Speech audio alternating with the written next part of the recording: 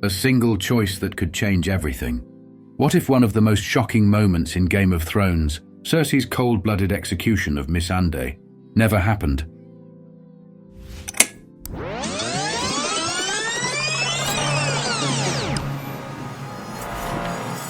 Imagine the ripple effects. Daenerys keeping her composure, King's Landing spared from fire and blood, and perhaps even a different ruler sitting on the Iron Throne. Today we'll dive deep into this alternate reality, exploring how one decision could have reshaped the fate of Westeros forever. Let's get into it. The turning point we all remember.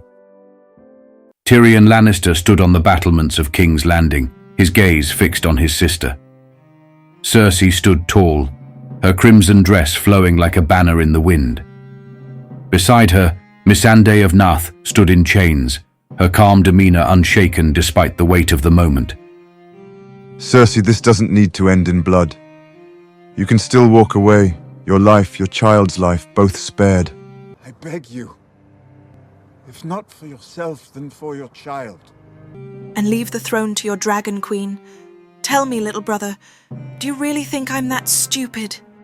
She doesn't want to destroy you, but harm Missandei, and you'll leave her no choice. Think about your child, Cersei. The kingdom doesn't need another war.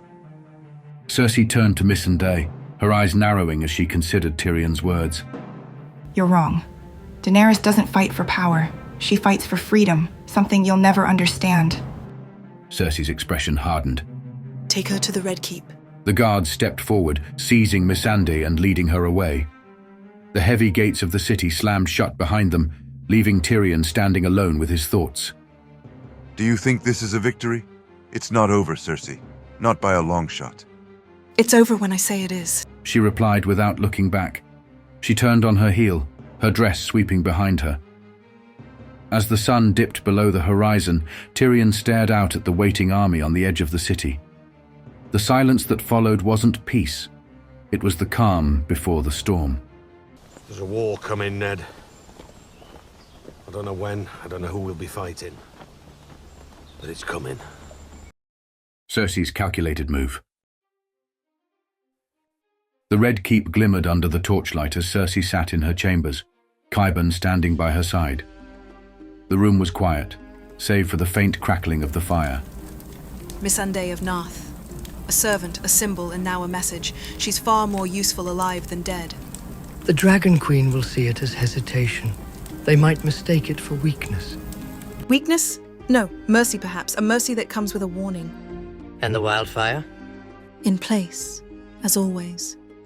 When the time comes, it will remind them of my strength. Prepare a message for Daenerys, something she cannot ignore. Missandei will deliver it herself. Below the Red Keep, in the cold, damp dungeons, Missandei sat with her back straight, chains clinking softly as she moved. The door creaked open, and Cersei stepped inside, her gaze sharp and unyielding. You're strong, I'll give you that, but strength won't save you or your queen. Daenerys fights for her people, not for herself. That's why she'll win. Win? She'll starve at the gates, her army broken. And when her dragons fall, so will she. You'll see. Missandei didn't answer, her calm silence cutting deeper than any words. Cersei turned to the guards with a wave of her hand. Take her to the gates. Let her carry the Queen's judgment. As the gates of King's Landing creaked open, the sound echoed through the still night air. Missandei walked forward, flanked by Lannister guards, a sealed parchment in her hands. From a distance, Daenerys stood watching, her face a mask of fury as the flames of her torches danced in the dark. The message had been delivered. The battle was inevitable. Order your man to step aside or there will be violence. I choose violence.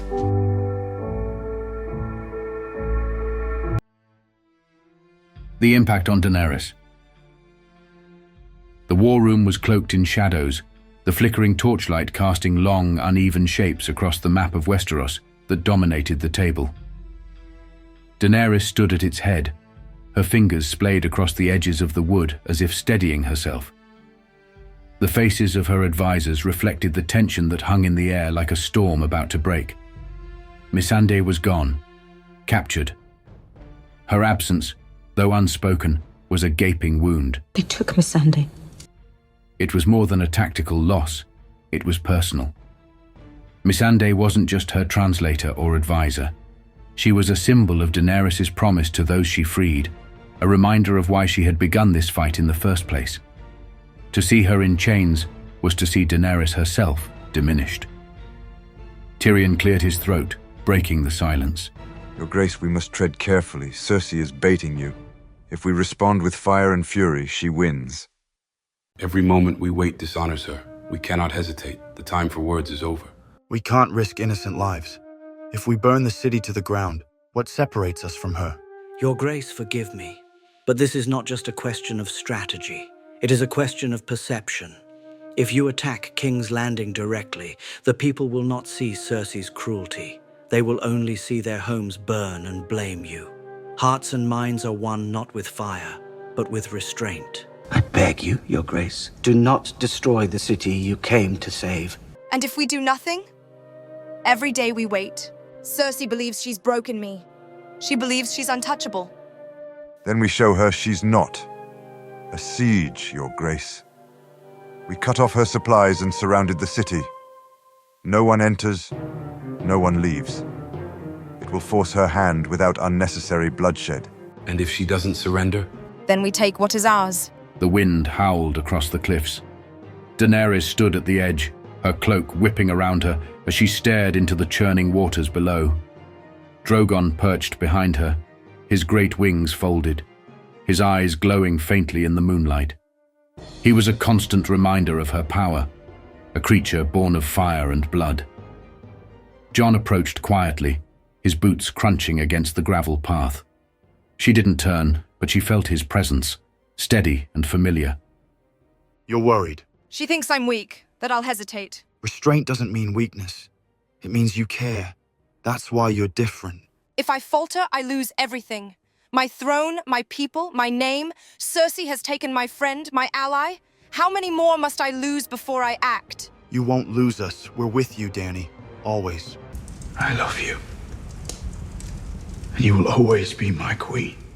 For a moment, the fire in her eyes softened. She turned back toward the horizon, the waves crashing endlessly below. The storm within her was far from over, but she would face it. She had no choice. Missandei's resolve. The dungeons of the Red Keep were silent, save for the distant drip of water echoing through the cold, damp corridors. Missandei sat on the hard stone floor, her wrists bound with chains that dug into her skin. The air was heavy, thick with the stench of mildew and despair, but her posture was unyielding. She stared at the dim torchlight flickering in the corner, her mind steady, even as the weight of her situation pressed down on her. To Cersei, she was just a tool, a pawn in a larger game. But Missandei knew better. If she faltered, if she broke, it would be a victory for Cersei far greater than anything on the battlefield. The sound of footsteps broke the silence, heavy boots against the stone. Cersei entered, her golden hair catching the faint light, her expression as sharp and cold as the blade sheathed at her side. Behind her, Qyburn followed, his pale hands clasped in front of him like a spider waiting to spin its web. You've been quiet. That's wise. Silence can be a powerful weapon in the right hands. But tell me, do you think your queen will come for you? She will. And when she does, you'll see what real power looks like. Power. A word your queen throws around like a child waving a sword. She doesn't understand it. Power isn't fire and blood. It's control. It's knowing exactly when to tighten the leash and when to let it slacken. You confuse fear with loyalty. Daenerys inspires her people. You rule through terror. That's why you'll lose. We'll see how much loyalty your queen has left when her armies starve at my gates and when her dragons fall from the sky. And you, dear Missandei, will be here to see it. Missandei didn't respond. Her silence wasn't submission, it was defiance. It was a reminder that Cersei could take her body, but her spirit was untouchable. Cersei turned sharply on her heel, her crimson dress sweeping behind her as she left the cell. Qyburn lingered for a moment, his gaze lingering on Missandei. Bravery is admirable, but it won't save you. It rarely does. He followed after Cersei, leaving Missandei alone once more. The darkness closed in around her, but her resolve burned brighter than ever. Jaime's dilemma. The halls of the Red Keep were unusually quiet, the kind of silence that seemed to amplify every footstep. Jaime Lannister stood by a window overlooking the city, his golden hand resting on the sill as he stared out at the flickering lights of King's Landing. The faint hum of the city below felt distant, muffled by the weight of the decision pressing on him. Cersei's plans had become clear to him. The wildfire, the hostage, the provocations. She was setting the stage for chaos, and he knew better than most how far she would go to keep her throne. I killed your high sparrow and all his little sparrows because it felt good to watch them burn.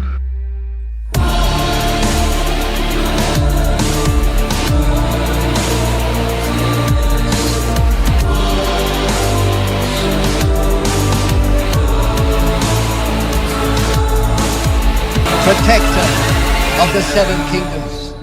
The thought twisted in his gut, an ache that had grown sharper with every passing day. She wasn't just his sister. She was his love, his obsession, his weakness. I pushed a boy out a tower window, crippled him for life. For Cersei, strangled my cousin with my own hands just to get back to Cersei. I would have murdered every man, woman, and child in Riverrun for Cersei. But for the first time, Jaime felt the chains of that bond cracking under the weight of what he had seen. He had told himself that everything he had done, every life he had taken, had been for her. But what if she wasn't worth it? What if she had never been? Later that night, Jaime rode out under the cover of darkness, his golden hand concealed beneath a leather glove. The winding path to Daenerys' war camp was perilous. Lannister guards patrolled the outskirts of the city, and any one of them would recognize him if they saw his face. But Jaime knew the back roads, the hidden trails that had once been his childhood escape routes. The camp loomed ahead, its torches casting long shadows against the trees. The sound of soldiers sharpening weapons and murmured conversations drifted through the air. Jaime dismounted his horse. A group of unsullied soldiers blocked his path, their spears crossed. I need to see Tyrion Lannister. Tell him it's his brother. The Unsullied exchanged glances before one of them nodded sharply and disappeared into the camp. Minutes later, Tyrion emerged, his expression a mixture of curiosity and caution. You've certainly picked an odd time to visit, Jaime. We need to talk. Tyrion gestured for the Unsullied to step aside, and Jaime followed him to a small tent on the edge of the camp. Inside, the smell of parchment and wine filled the air. Tyrion poured himself a cup and offered one to Jaime. To what do I owe the pleasure? Surely you're not here to toast to Cersei's latest triumph. She's going to burn it all. If she can't have the city, no one will. And you've come to warn me? Or to ask for help? Maybe both. Maybe neither. I don't know anymore. You're loyal to her, Jaime. Always have been. So why are you here? Because I've seen what wildfire does. I've seen what she's capable of. And if I don't stop her, no one will. Then you know what you have to do. The words hung in the air, heavy and sharp. Jaime turned and walked out. He then slipped through the outskirts of King's Landing, the familiar streets now twisted by fear and chaos. He had entered the city through a forgotten passage, one of the many secrets he had learned in his youth. Now, as he approached the Red Keep, his thoughts were consumed by what lay ahead. The next morning, Jaime stood outside the throne room, his armor gleaming in the pale light streaming through the high windows. Inside, Cersei was holding court, her voice carrying through the heavy doors. She sounded confident, unshaken. But Jaime knew better. Under her poise was a woman cornered, a lioness with no way out but through violence. As the doors opened, Jaime stepped inside. Cersei's gaze flicked to him, her lips curling into a faint smile that didn't reach her eyes. Brother, to what do I owe the honor? We need to talk, alone. She dismissed the courtiers with a wave of her hand, though her curiosity was clear. My lords, I need a moment with my brother. Once they were alone, she leaned back against the iron throne, her posture relaxed, but her eyes sharp. Well? I know what you're planning. The wildfire. The city. You'll destroy everything. And what of it? If they won't bow, they'll burn. That's what power is, Jaime. Taking what's yours, no matter the cost. The cost is too high. You'll lose everything. The city, the throne, your child. And you'll stand there and watch it happen? Or will you betray me like everyone else? Don't do this, Cersei. There's still time to end this another way. Surrender. Walk away. So we fight and die, or we submit and die. I know my choice. You're a fool if you think I'll surrender. I'll fight for this throne until my dying breath. And if you can't stand with me, then you're against me. Jaime's jaw tightened. He said nothing as he turned and walked away, the weight of her words heavy on his shoulders. For the first time, he realized that to save the city, he might have to do the one thing he had never imagined: betray her. Tension in Daenerys' camp. The camp was alive with activity as dawn broke, the golden light spilling across the dark waters. Soldiers moved purposefully among the tents, sharpening weapons, preparing rations, and tightening straps on saddles. Above them, Drogon's shadow passed briefly over the ground, a stark reminder of the power that loomed over them. In the command tent, the air was heavier than the morning mist outside. Daenerys stood at the center, her hands clasped tightly behind her back. The map of King's Landing lay spread out on the table, the lion sigil of House Lannister marking the city like a target. Her advisors had gathered, but the mood was tense, fractured. Varys, silent as ever, stood near the edge of the room, his hands folded neatly in front of him. Tyrion sat at the table, staring at the map with a furrowed brow. Grey Worm remained near the entrance, his hand resting on the hilt of his blade. The council was united in presence, but on purpose, it felt as though cracks were beginning to show. The siege is set. The question is not whether we take King's Landing, but how. Your Grace, if we continue to cut off their supply lines, we can weaken their forces further. A city cannot fight without food. If there's a chance to avoid the coming slaughter, we should make the effort. The time for waiting has passed. The longer we hesitate, the more we appear weak. We should strike tonight. Forgive me, Your Grace, but Grey Worm has a point. Hesitation can be as dangerous as haste. However, there is another matter we must consider. Speak plainly. The whispers in King's Landing grow louder. Some believe that the people would sooner accept Cersei's tyranny than risk being caught in Dragonfire. If we act too decisively, too ruthlessly, we risk losing the trust of the realm. The trust of the realm? The realm that bows to a woman who kidnapped my friend and chained her in front of my armies? That trust? It is not just about trust, Your Grace. It is about legacy. What you do here will define how you are remembered. The room fell silent, the weight of his words settling over them. Daenerys turned away, walking to the edge of the tent where the flaps parted slightly, revealing Drogon resting in the distance. Jon entered quietly, his presence drawing her gaze. He stopped a few steps behind her, his face etched with concern. You called for me? Daenerys turned back to her advisors, her voice sharp as she addressed them. Leave us. One by one they filed out, though not without lingering glances. Tyrion hesitated the longest, his brow furrowing as if he wanted to say something more, but he held his tongue and left. When they were alone, Jon stepped closer. What's going on? Cersei isn't just testing me. She's testing all of us. My advisors, my armies, even you. We're with you. You know that. Are you, truly? Or do you still question me, Jon, like the others? I've never doubted you. But I'm asking you to trust us too. Trust me. If we lose focus now, we lose everything. I cannot afford betrayal. Not from my enemies, and not from those I count as friends. You won't lose us. Not me. Not the North. We're here to see this through. Her eyes met his, and in that moment, something unspoken passed between them. A fragile truce, an understanding that the road ahead would test them both. The unseen betrayal. The torches of Daenerys' war camp burned low. The once bustling camp now hushed as soldiers settled into uneasy rest. Tyrion sat alone in his tent, nursing a cup of wine, his mind racing with the weight of recent events. The map of King's Landing lay spread before him, its streets marked with strategies and lines of attack. The flap of the tent rustled. Tyrion glanced up sharply to see Varys entering, his expression unreadable. Couldn't you sleep, Lord Varys? Or have your little birds brought whispers again? Whispers indeed, and troubling ones.